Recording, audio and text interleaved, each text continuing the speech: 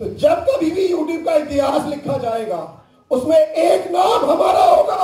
उस लड़के ने हार नहीं मानी, उस लड़के ने हार नहीं मानी, लड़के ने हार नहीं मानी। Thank you so much everyone, thank you सो। आज परसों ही सिंगापुर से वापस आया हूँ। गूगल ने वहां पे एक ग्लोबल इवेंट कराया था और मैं आपको बता दूं कि मैं इंडिया का पहला ऑफिशियल यूट्यूब का वीडियो कंट्रीब्यूटर हूँ। तो वहां पे काफी सारी अभी भी मतलब एनर्जी है भाई आप लोगों में, और स्टेज पे इतनी बार आ गया हूँ तो लग रहा है घर जैसा हो गया है। बार बार मैं आ रहा हूँ। इतना तगड़ा इन्फ्लुएंस होता है। एक एलन मस्क इतने बड़े एंटरप्रेन्योर है, वो भी समझो कंटेंट बना रहे हैं, चाहे वो ट्विटर पे ही कर रहे हैं या फिर उनके पॉडकास्ट होते हैं। तो कहीं ना कहीं आप देखोगे कि हर एक बंदा क्रिएट कर सकता है। तो लोग पूछते हैं कि यार मैं कंटेंट क्रिएटर बन सकता हूँ क्या? भाई इसके लिए कोई एलिजिबिलिटी क्राइटेरिया नहीं है, कोई भी कर सकता है। सबसे पहली बात तो कोई भी कर सकता है, राइट। और आप जिस भी फील्ड में कोशिश करो कि उस फील्ड से रिलेटेड कंटेंट बनाओ, या फिर आपका शौक होना चाहिए, जिस भी आप टॉपिक पे कंटेंट बना रहे हो वो आपका शौक होना चाहिए, पैशन होना चाहिए, इंटरेस्ट होना चाहिए, या फिर वो चीज में आप एक्सपर्ट हो, या फिर वो चीज आप बहुत टाइम से कर रहे हो। कहीं ना कहीं अगर आप स्टूडेंट हो तो आपका कुछ ना कुछ एक ऐसा फील्ड होगा, एक ऐसा एक एरिया ऑफ इंटरेस्ट होगा जहां पर आप उसके बारे में ज्यादा बातें करते हो अपने दोस्तों के साथ में, या फिर अपने रिलेटिव के साथ में, अपने भाइयों के साथ में। वो आपका टॉपिक है, उस पर आप शुरू कर सकते हो। और देखा जाए तो रिजल्ट भाई करते हैं। कुछ 5 क्वेश्चन है, व्हाई, व्हाट, वेयर, नहीं पहले व्हाई नहीं आएगा, सॉरी, पहले आएगा हु, फिर आएगा व्हाट, फिर आएगा वेयर, फिर आएगा व्हाई एंड फिर आएगा हाउ। अब मैं बताता हूं एक एक करके, ज्यादा समय नहीं लूंगा। एंकर साहब बिजी है, मैं ज्यादा समय नहीं लूंगा, मैं 5 मिनट लूंगा। ओके, जो सबसे पहला मैंने बोला कि हु। अब आपको एक क्वेश्चन कर रहा है कि जो आपका कंटेंट है कौन देखने वाला है, आपकी टारगेट ऑडियंस कौन है। अब देखो, आप दुनिया में 7-8 बिलियन लोग हैं, आप सबको टारगेट नहीं कर सकते। किसी को मार्बल पसंद है, किसी को टीसी पसंद है, किसी को भोजपुरी मूवी पसंद है, जैसे मैं भोजपुरी मूवीज ज्यादा देखता हूँ।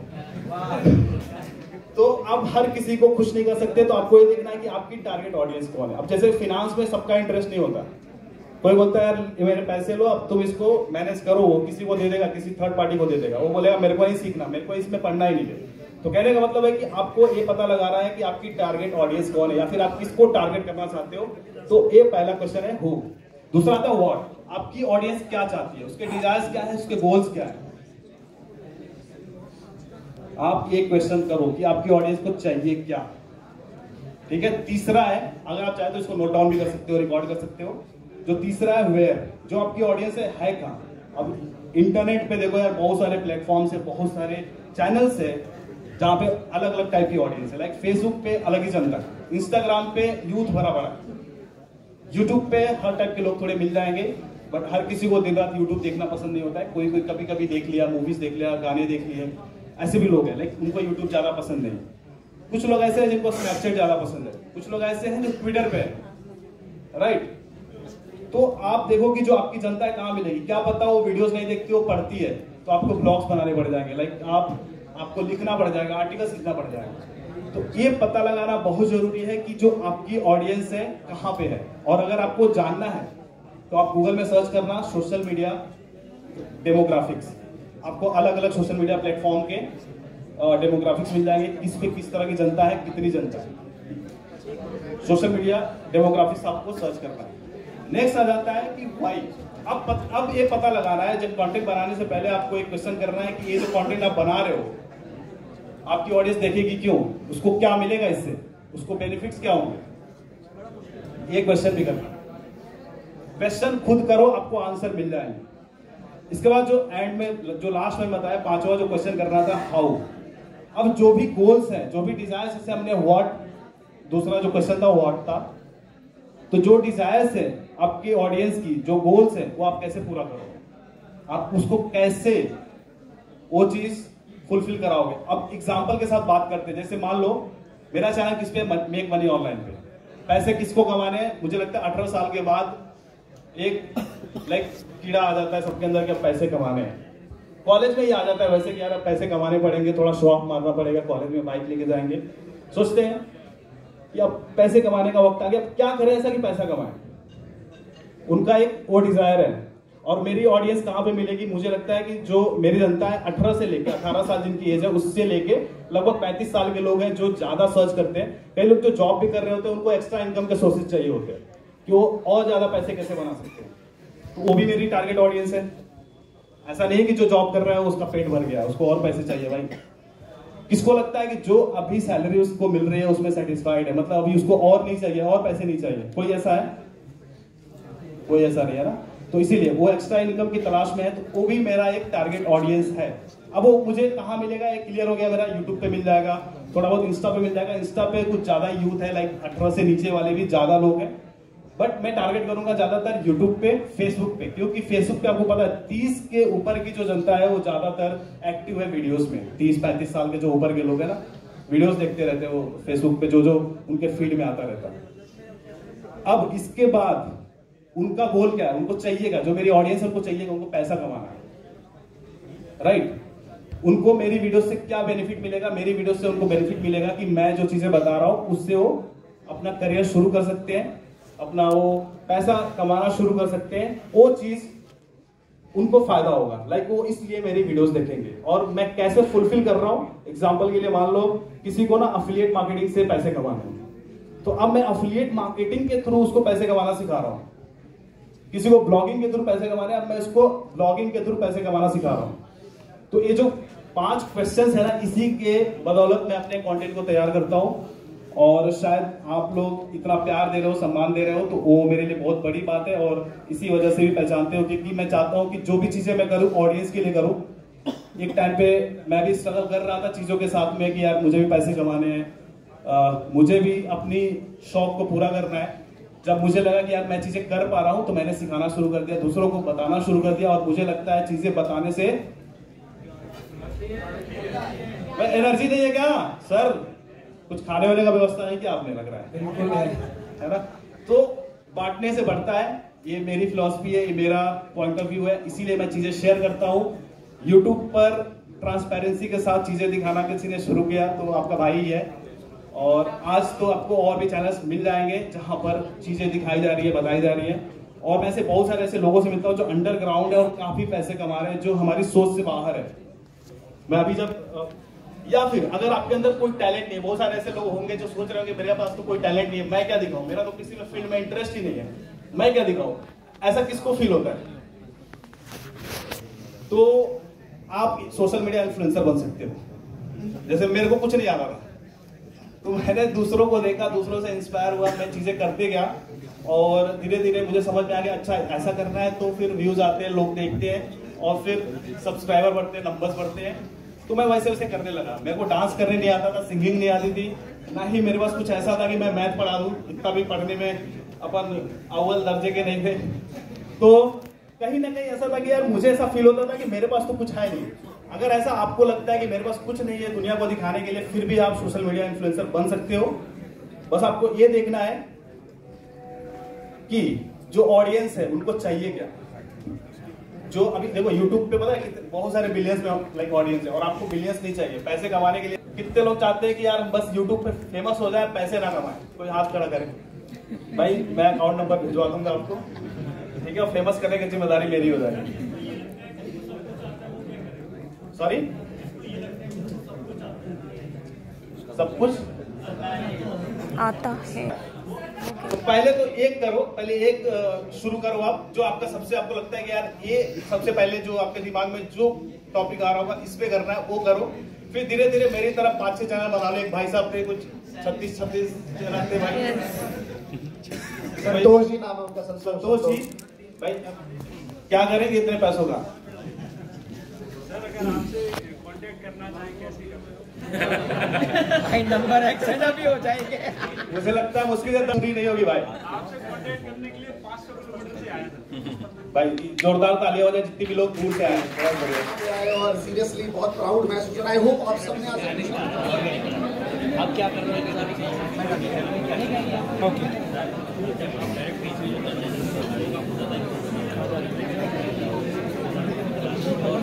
हम पहुंच रहे हैं भाई यहाँ।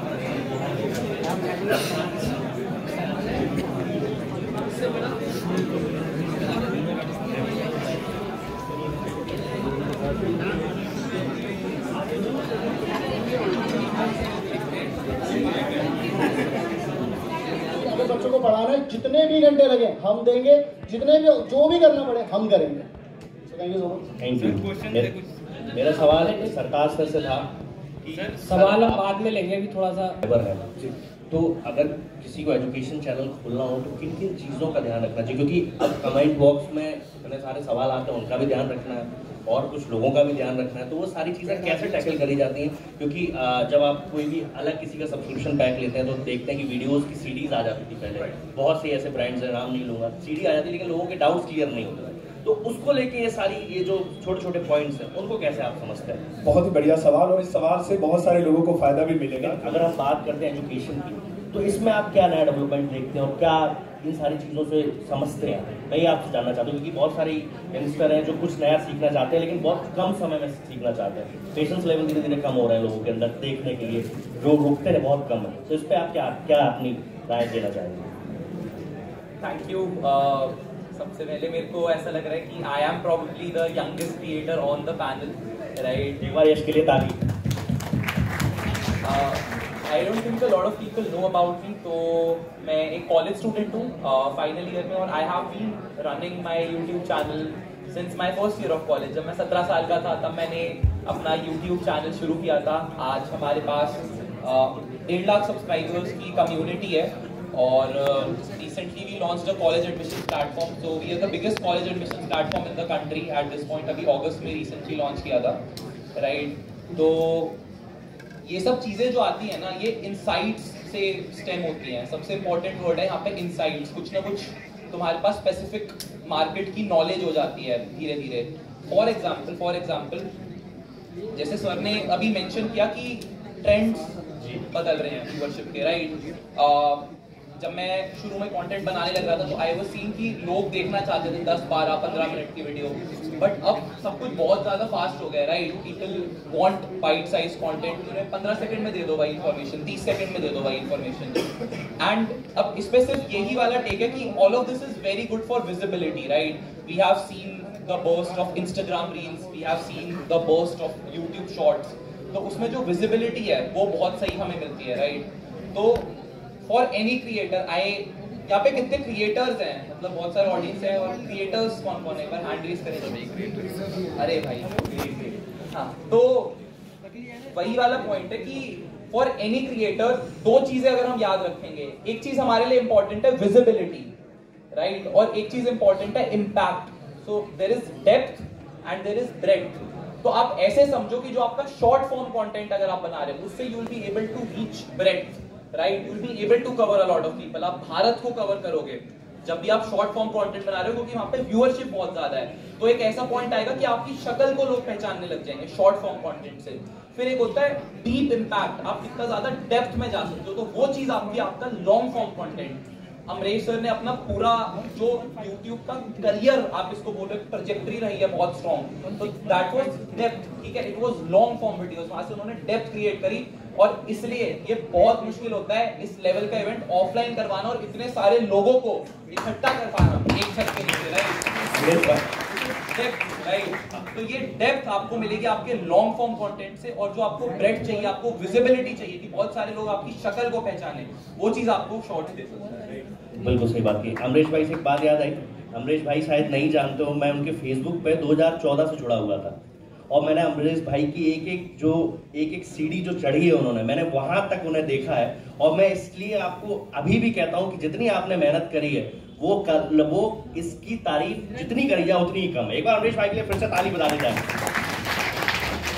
मैं सर आपसे एक सवाल पूछना चाहूँगा, एजुकेशन को लेकर बात चल रही है, अभी आपने एक Q&A सेशन किया, काफ़ी सारे सवाल लोगों से पूछे। एजुकेशन एक समय पे हम लोग जब पढ़ते थे तो वो कुछ अलग क्लासेस में जाके वहाँ टीचर पढ़ा रहा है, ब्लैक बोर्ड या व्हाइट बोर्ड पे कुछ पढ़ा रहा है, अब डिजिटल हो गया है।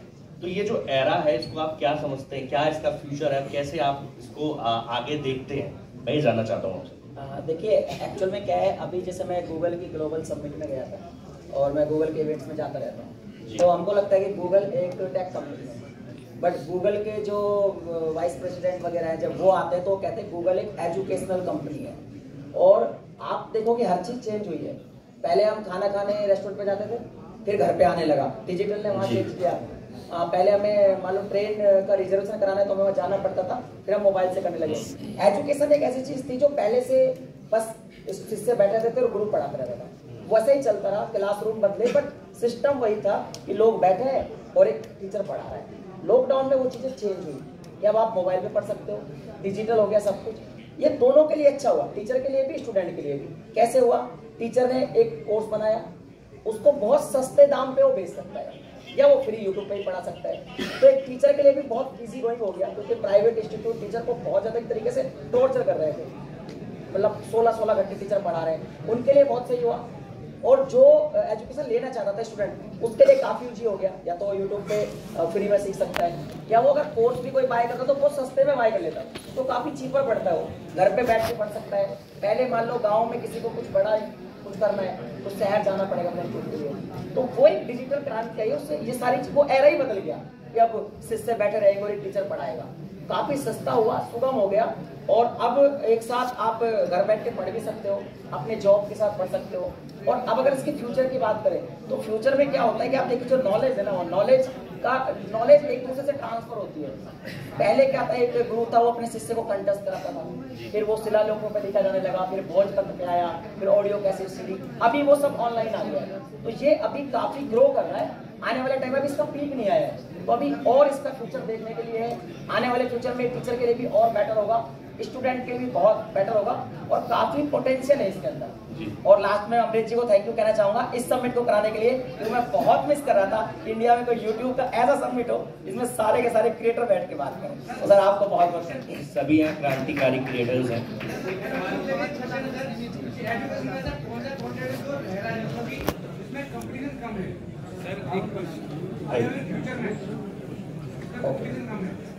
देखिए एजुकेशनल में एक्चुअल में देखो, पहली बात तो कंपटीशन से कभी नहीं घबराना चाहिए, क्योंकि अगर आपको ये लगता है कि इसमें कंपटीशन बहुत ज्यादा है, आप आगे नहीं बढ़ पाओगे, ये सोच ही गलत है। मैं आपको बता दूं कि मेले में भीड़ ज्यादा लगती है और एक दुकान पे भीड़ कम होती है। अगर मान लीजिए यहाँ पे एक कचौरी बेच रहा है ना एक ही बंदा, तो उस पे 10 लोग खड़े होंगे, और अगर 20 लोग कचौरी बेचे तो लोगों को पता है यहाँ से कचौरी मार्केट है, भीड़ ज्यादा होगी, तो इसको तो आप छोड़ दो कि भैया कंपटीशन है तो हम आगे नहीं बढ़ सकते।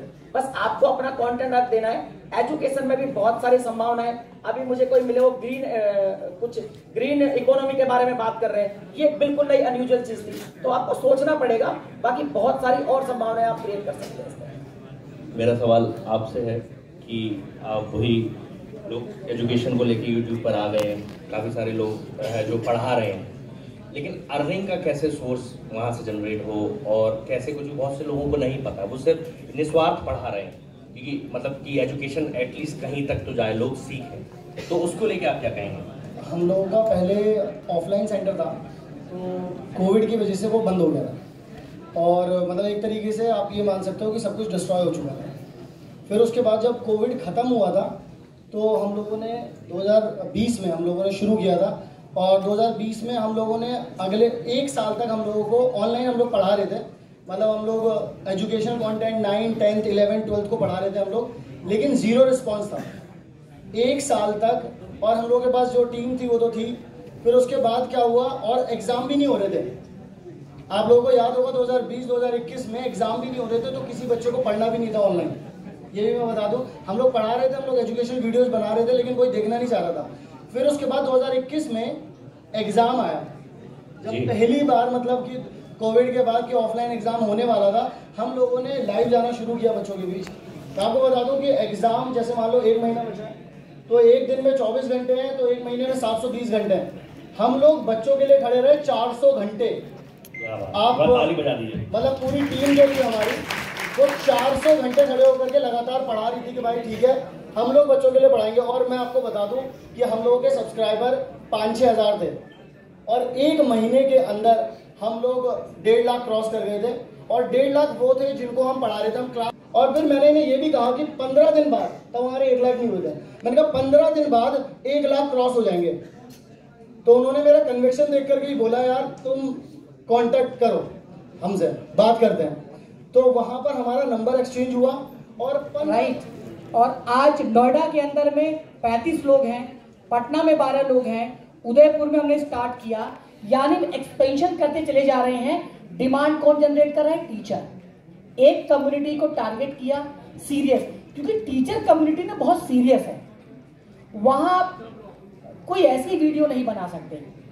सो आज हम जो भी स्टार्ट कर रहे हैं, देखिए ये सारे बड़े लोग हैं, सारे बड़े यूट्यूबर्स हैं, सबका अपना एक्सपीरियंस अलग है, मेरा अपना एक्सपीरियंस अलग है। कम सब्सक्राइबर में इतना बड़ा रेवेन्यू मैंने जनरेट किया, इतना बड़ा टर्नओवर किया, 55 लोगों की टीम बनाई, वो यही कि पहले बिजनेस और फिर यूट्यूब। यूट्यूब को मुझे लगता है सीरियस लोग, भगवान के बगल में यूट्यूब का लोगो लगा के रोज पूजा करो और एक कसम खाओ, पहले तो हमें अच्छा ह्यूमन बीइंग बनना है। यूट्यूब का पावर है तो गलत यूज ना करें। मैं अपने टीम को यही बोलता हूं कि भैया तुम लखपति करोड़पति बनो ना बनो, एक अच्छा ह्यूमन बीइंग बनो, क्योंकि ये बहुत कम मात्रा में पाया जाएगा फ्यूचर के अंदर। टेक्नोलॉजी को जरूर एडॉप्ट करें। आज मेरे हाथ में माइक्रोफोन है, राइट, हेलो, अब इसको मैं बंद कर देता हूँ तो मैं अपने वॉइस को एम्पलीफाई नहीं कर पा रहा हूँ।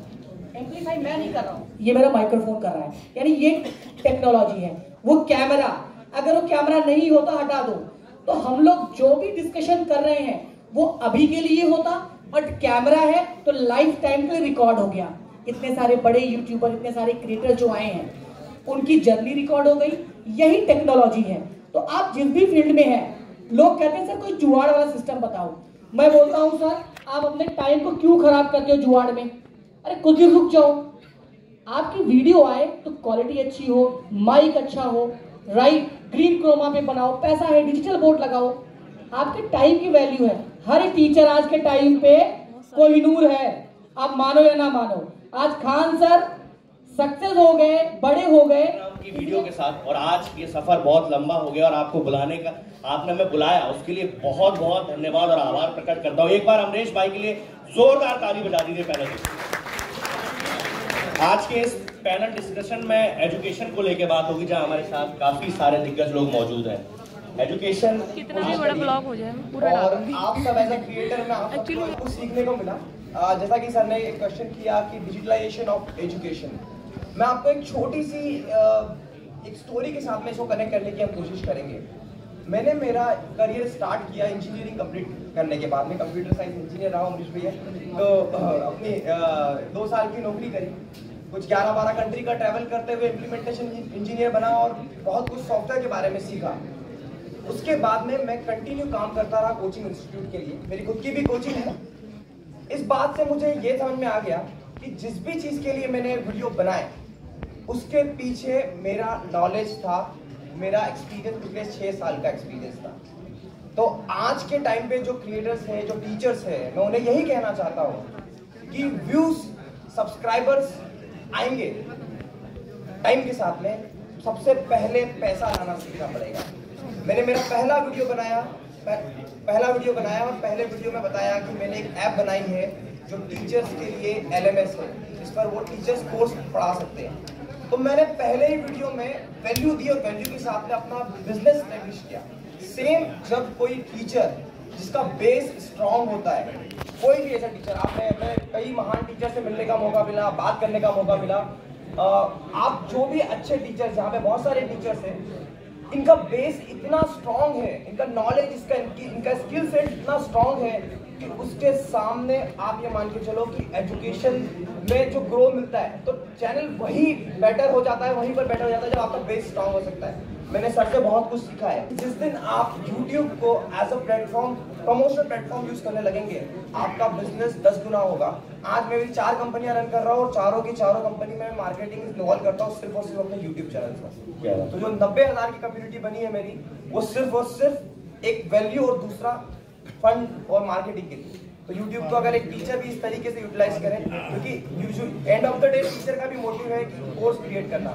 और अब डिजिटलाइजेशन ऑफ एजुकेशन हो गया। यंग्स क्रिएटर जितने बैठे, मैं आपको बता दूं, हमें सबसे पहले एक आइडिया आता है जिस दिन हमारे लाख सब्सक्राइबर होते हैं, क्योंकि आए दिन ऐसे टीचर से मिलता हूँ, लाख सब्सक्राइबर होती है, आपको लगता है कि आप तो यूट्यूब मिस्ट्री कोर्स क्रिएट कर लेते हैं। अमरीश भैया ने क्रिएट करके ही रखा है, सब कुछ तो सीखा। आप तो क्योंकि क्रिएटर्स के पास में टैलेंट होता है कोर्स क्रिएट करने का, वीडियो क्रिएट करने का, बट आप समझिए कि उसके पीछे आपको बहुत वर्कआउट करना है, पहले स्किल से डेवलप करना है और फिर उसको मोनेटाइजेशन के लेवल पे लेके जाना है। थैंक यू, बहुत बहुत धन्यवाद। मैं आपसे पूछना चाहता हूँ, आज के समय में जब कोविड आया था तो काफ़ी सारे प्लेटफॉर्म थे, आकाश थे, बायजूस आया, और लेकिन ये पेड सब्सक्रिप्शन लेना पड़ा क्योंकि हर कोई नहीं ले सकता, अफोर्ड नहीं कर सकता क्योंकि सब्सक्रिप्शन बहुत महंगा है। आप लोगों ने यूट्यूब प्लेटफॉर्म पर आके लोगों को सिखाना शुरू किया, पढ़ाना शुरू किया, तो किस तरीके से इस जर्नी को आप लोगों ने समझा और किस तरीके से इस चीज़ की अर्निंग भी आपने शुरू करी? क्योंकि आप सब्सक्रिप्शन तो तब दे नहीं रहे थे, आप लोग आए और आप लोगों ने लोगों को पढ़ाना सीखा, लोगों को समझाना सीखा, काफ़ी सारे आप लोगों ने फील्ड्स में काम किया। तो किस तरीके से आप लोगों ने सारी चीज़ों को टैकल किया और कैसे आपने गांव देहात क्षेत्र अलग अलग वर्गों के बच्चों की और लोगों की मदद करी? तो इससे लेके अगर कोई स्टोरी हो तो जरूर शेयर करिएगा। Thank you sir, thank you so much. So मेरा एक अपना यूट्यूब चैनल है स्मार्ट इन्फोविजन, छोटा चैनल है। तो मैं कोई यूट्यूबर नहीं, पहले बिजनेसमैन हूँ।